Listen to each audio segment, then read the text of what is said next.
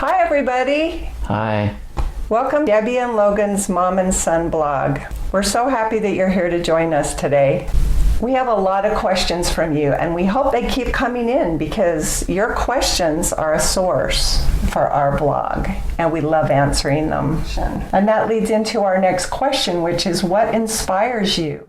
Thing that I do is I focus on my passion, which of course is paint or art, and being a great artist, having that dream of selling art and paying the bills. It is what has driven me through the deepest parts of my challenges. That's what keeps me here, is to hope so that I can give myself the credit that I got through them. That's a big thing. Give yourself credit when you do get through things.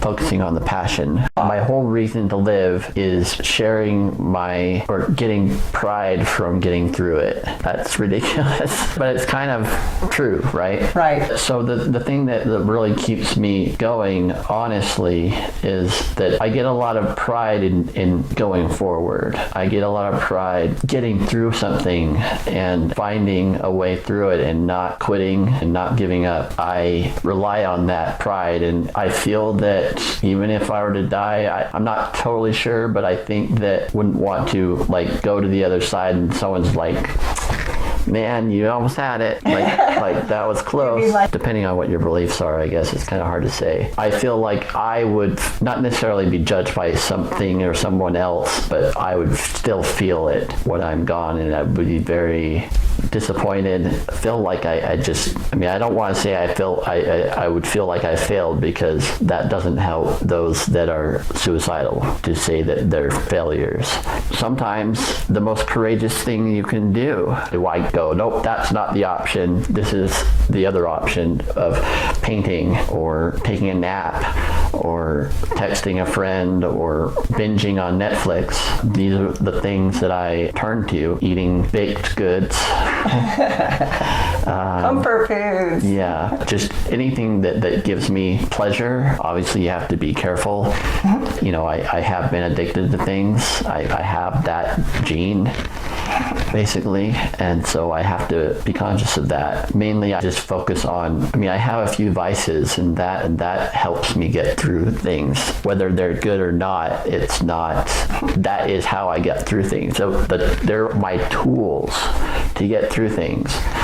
I shouldn't be made to feel guilty about tools at work. Granted, I have a lot of hurdles to jump over just to get to the dinner table, basically. I've not felt a circle of people that I am totally open with and that I feel I have support from, not because I don't have it, but because I have Mom, obviously, and so she's pretty important to me and to my survival. I think without that, I would have to rely on trusting. My trust for whoever it is.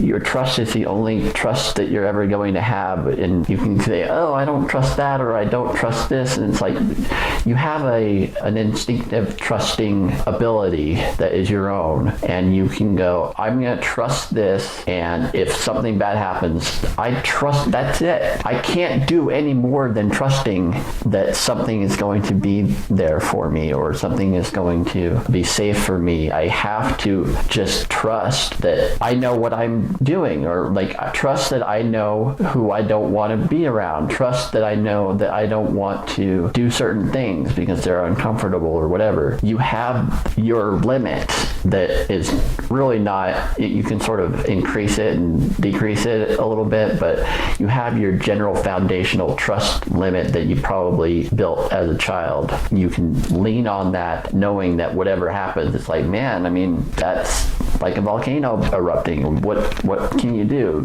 That was your trust. That was it. It doesn't mean that you shouldn't trust again. It just means there can be limits to your disappointment, which is helpful. Yep. So what inspires you is self-trust, hope, your passions, and it helps you move forward so that you don't look backwards. Right.